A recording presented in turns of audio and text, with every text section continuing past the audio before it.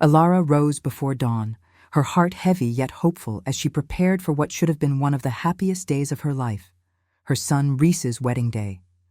The aroma of freshly brewed coffee filled the quiet house as she laid out documents and notes for the final wedding arrangements.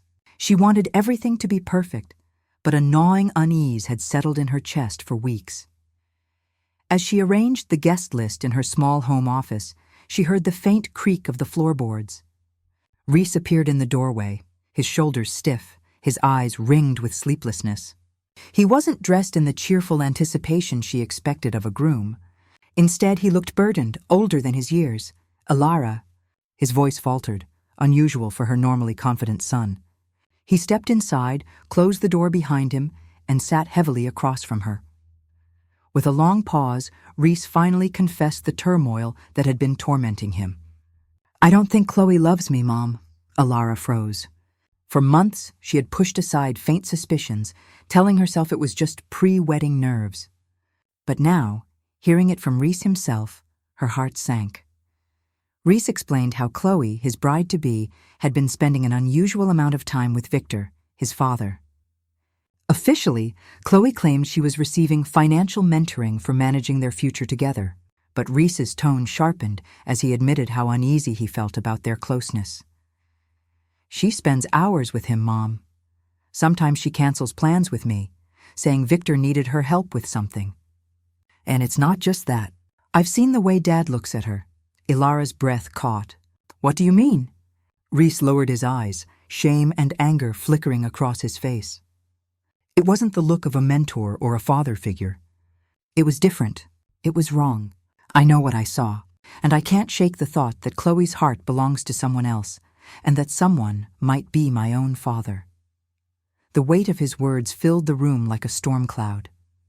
Elara wanted to dismiss his fears, to reassure him that his imagination was running wild, but the way his voice broke, the way his hands trembled, told her that this was more than paranoia. It was a truth he had been carrying alone, a truth too heavy for one person to bear.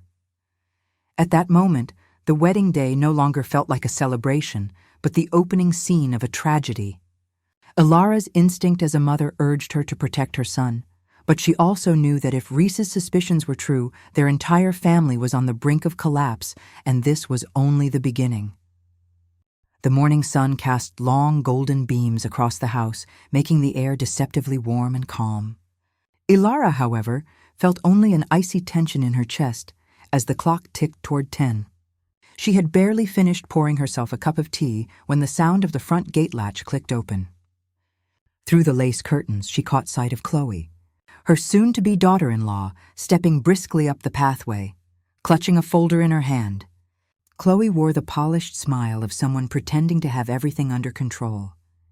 She greeted the maid politely and explained she had come to finalize the seating arrangement for the wedding. To anyone else, it would have seemed a reasonable visit. But to Elara, who carried Reese's confession from earlier like a thorn in her heart, Chloe's presence felt heavy with suspicion. Instead of announcing herself, Elara quietly slipped into the side hallway that led toward the living room. From there, she found a narrow angle through the window, the glass cold against her fingertips as she pressed closer. Inside, Victor was already waiting. He had abandoned his morning paper, rising from the sofa the moment Chloe entered. At first, their conversation appeared ordinary, papers spread out, Chloe laughing lightly at something Victor said. But then, in a sudden, unguarded moment, Victor reached out, his hand brushing Chloe's arm in a gesture far too intimate for a father-in-law. Elara's heart pounded. She willed herself to believe she was imagining it, that her son's fears were unfounded. Yet within seconds the truth crashed down before her eyes. Victor leaned forward, and Chloe didn't resist. Instead, she tilted her head, meeting him halfway. Their lips pressed together in a kiss that was not stolen, but shared. Long, deep, and shamelessly passionate. The teacup Elara had been holding slipped from her trembling hands and shattered softly against the floorboards. She nearly cried out in rage, her body surging forward with the instinct to storm inside and rip the two of them apart. Every fiber of her being screamed betrayal by her husband, by her son's bride, by the very people who should have been bound by loyalty and respect. But before she could move, a firm grip seized her wrist. She spun around to find Rhys standing behind her, his face pale but strangely calm. His eyes, though red-rimmed, held no surprise. "Don't, Mom," he whispered harshly. "Don't go in there," Elara's voice shook. How long have you known?" Rhys swallowed hard, the muscles in his jaw tightening. "Weeks, maybe longer. I didn't want to tell you until I had proof, but now you've seen it yourself." Her knees threatened to give way beneath her. "Proof? What do you mean?" Rhys guided her into the shadows of the hallway, away from the window where Chloe and Victor still lingered far too close on the sofa. From his jacket, he pulled out a small envelope filled with photographs. The edges were worn, the images grainy but undeniable, Victor and Chloe together in places they had no business being. Their intimacy recorded from a distance. "I hired someone," Rhys said, his voice thick with both shame and resolve. "I knew I wasn't imagining it. And I knew if I confronted them without evidence, they would lie. They always lie. But now, I have everything we need." Elara stared at the photos, her vision blurring as fury burned in her chest. Her family, her marriage, her son's happiness, all of it had been poisoned by the two people sitting just beyond that wall. Rhys's hand tightened around hers. "We won't act now. Not yet. We'll wait. And when the time is right, they'll be exposed. Both of them." In that moment, Elara realized she was no longer just a mother protecting her son. She was a woman preparing for war, and the battlefield would be her own home. The tension in the air clung to Elara like a suffocating fog. The photographs in Rhys's hands were enough to break any mother's heart, yet he remained strangely composed. His calmness wasn't born from acceptance. It was the steel edge of a man who had been preparing for this confrontation far longer than she realized. "Mom," Rhys said quietly, "I didn't do this alone. I couldn't." Before Elara could question him, a knock sounded at the side door. The sound was deliberate. 3 sharp raps, followed by 2 soft ones, like a code between confidants. Rhys crossed the room quickly and opened it. In stepped Zara, Elara's younger sister. She was dressed in a dark blazer, her hair tied neatly back, her sharp eyes carrying the unmistakable weight of someone who had seen too much. Zara had once been known in the family as the free spirit, the one who never stayed in one place for long.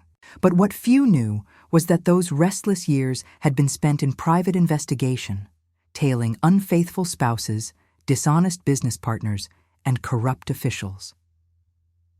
Elara's breath caught.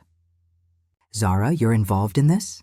Zara closed the door behind her and set a leather-bound folder on the table. "I'm sorry you have to find out this way, Elara, but yes, Rhys hired me weeks ago. He wanted the truth and I got it." Elara stared at the folder as if it were a weapon. With a steady hand, Zara opened it and slid a stack of photographs across the table. Each one was more damning than the last, Victor and Chloe entering hotel lobbies under different names, leaving hours later disheveled and too close for comfort. 17 separate meetings, each time-stamped, each leaving no room for denial. Elara's stomach turned. The images weren't just proof of betrayal, they were a chronicle of her husband's double life, a reality she had never wanted to face. But Zara wasn't finished. Her voice dropped lower, heavier, like a judge preparing to deliver a sentence.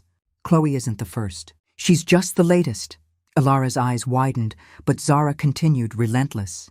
"Victor has been carrying on like this for years. 15 years to be exact. And Chloe isn't the only one he's been supporting. I traced financial records, bank transfers, small at first, then larger. Regular payments, hidden under coded transactions, all leading to one woman, Olivia Green." The name struck Elara like a slap. She remembered Olivia faintly, a colleague of Victor's from long ago. They had attended company functions together, always polite, always professional, or so she had believed. Zara pushed forward a second folder. This one was filled with bank statements, highlighted transfers stretching back over a decade. Every month, money was funneled to Olivia, sometimes for consulting fees, sometimes under false business accounts. In total, hundreds of thousands of dollars. Enough to sustain a secret household. Elara's hands trembled as she clutched the papers. 15 years of deceit. 15 years of lies spoken under her own roof. She thought back to anniversaries, birthdays, family milestones, all celebrated while Victor quietly maintained another life in the shadows. Reese placed a steadying hand on his mother's shoulder. His voice was bitter but controlled. "This isn't just about Chloe, Mom. Dad has been betraying us for half my life. Chloe is only the tip of the iceberg. Zara uncovered everything, and what she's about to show you next will make this look like nothing." Elara looked at her sister with dread. She wasn't sure her heart could take another blow. But deep down, she knew the truth. They had only scratched the surface of Victor's double life, and the darkest revelations were still to come. The room was silent, except for the faint rustle of papers as Zara reached for another envelope. Her expression, usually sharp and unflinching, softened for a brief moment, as if she dreaded the weight of what she was about to reveal. "Elara," she began carefully, "what I'm about to tell you will change everything you thought you knew about your husband." Elara's breath hitched. Her heart had already been pierced by betrayal, but instinct told her this was not just another wound. This was the fatal blow. Zara slid a photograph across the table. It was of a young girl, bright eyes, dark hair, a face filled with innocence. She couldn't have been more than 15. Her name was scrawled neatly on the back, Maya Green. Elara frowned in confusion. "Who is she?" Zara's gaze hardened. "She's Olivia Green's daughter, and she's Victor's too." The words detonated like a bomb. Elara gripped the edge of the table, her knuckles white. No, that's impossible." But Zara was relentless. She laid out a series of documents, school enrollment forms, medical records, and, finally, the most damning evidence of all, a DNA report. "I obtained this sample discreetly," Zara explained. "A toothbrush from Victor's travel bag, compared against a strand of Maya's hair. The results came back with a 99.9999% probability of paternity. Victor is her biological father. There is no doubt." Elara's world tilted. For years, she had believed their marriage had survived its storms, financial struggles, family disputes, the ordinary battles of life. But all along, Victor had been building another family in the shadows. A secret child, a secret bloodline. She pressed a trembling hand to her mouth. Every memory of Victor's late nights at the office, unexplained trips, sudden withdrawals from their savings, they all aligned in a grotesque puzzle. And now the picture was clear, but Zara wasn't finished. She pulled out another file and placed it in front of Elara. "There's more. This time, it directly concerns you." Inside were forged bank slips, withdrawal authorizations bearing Elara's name, but the handwriting wasn't hers. "I checked the financial records," Zara continued. "Over the last 2 years, Victor siphoned nearly $60,000 from your joint retirement account. He did it by forging your signature. The funds were funneled through Olivia, disguised as reimbursements for fake expenses." Elara's hands shook as she stared at her own name, copied in Victor's crude imitation. Betrayal wasn't just personal anymore. It was financial, criminal, and devastating. He had stolen not only her trust, but her future security. Reese slammed his fist onto the table, his composure cracking. "He didn't just betray you, Mom. He betrayed all of us. He robbed us. And now we know. He's been living off lies for 15 years while building another life with her." Elara felt tears sting her eyes, but beneath the sorrow, a new fire began to burn. The woman who once might have begged for an explanation, who once might have tried to salvage her marriage, was gone. In her place stood someone else, someone sharpened by rage, ready to fight for justice. Victor had a secret daughter. He had stolen their money, and he had thought his family would never know. But now the truth was out, and Elara vowed that he would pay for every lie. Elara thought she had already reached the bottom of despair. A husband with a secret mistress, a hidden daughter, stolen retirement funds. But Zara wasn't done.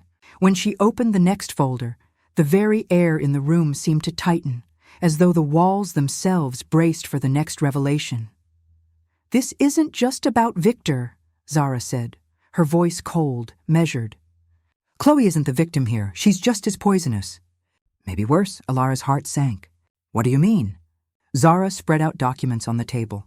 Balance sheets, legal memos, and forged invoices, each stamped with the name of Chloe's prestigious law firm. The neat clinical evidence looked almost ordinary, but the story they told was anything but.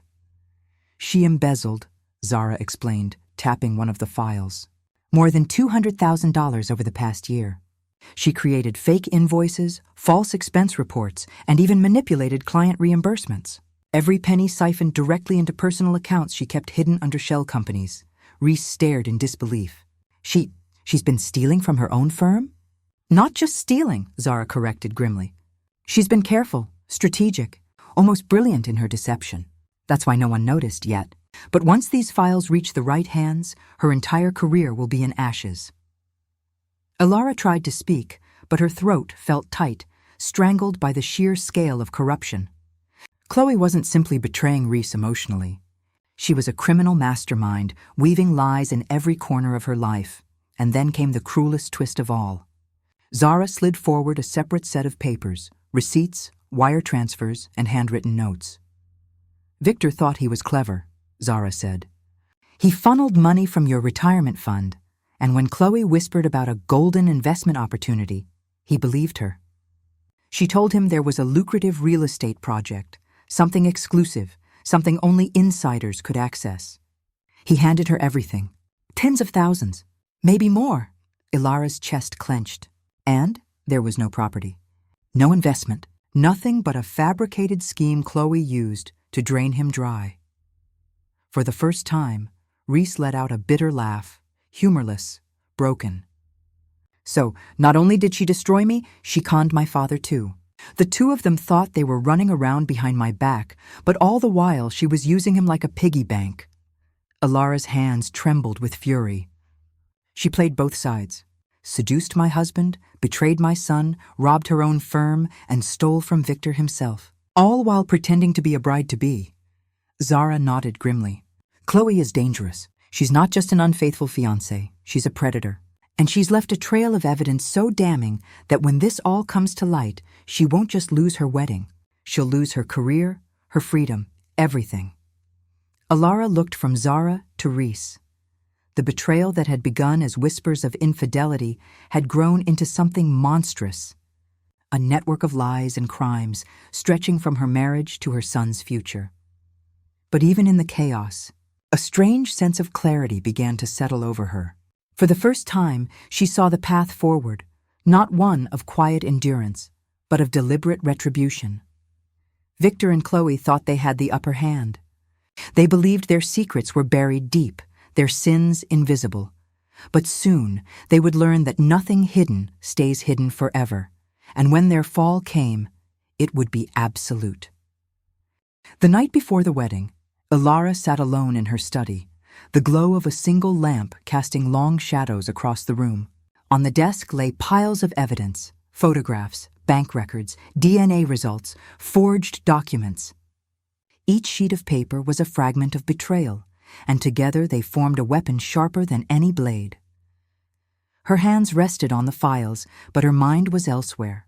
She thought of the years she had spent as a loyal wife, the sacrifices she had made as a mother, the trust she had poured into Victor. All of it had been trampled. For a fleeting moment, sorrow threatened to overtake her. But then she remembered Reese's trembling voice, his pain, his humiliation. Something inside her hardened. Forgiveness was no longer an option. Mercy was no longer deserved.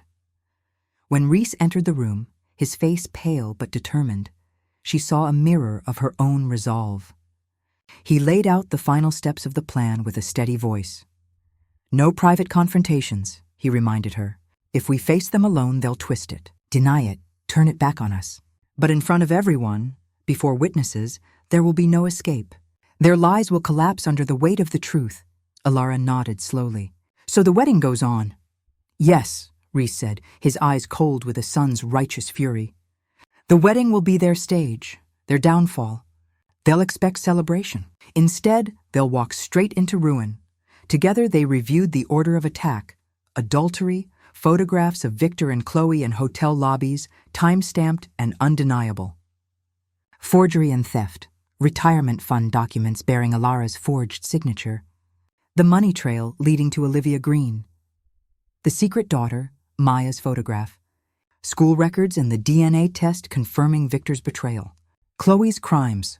Embezzlement records from her law firm and the sham real estate investment she used to swindle Victor.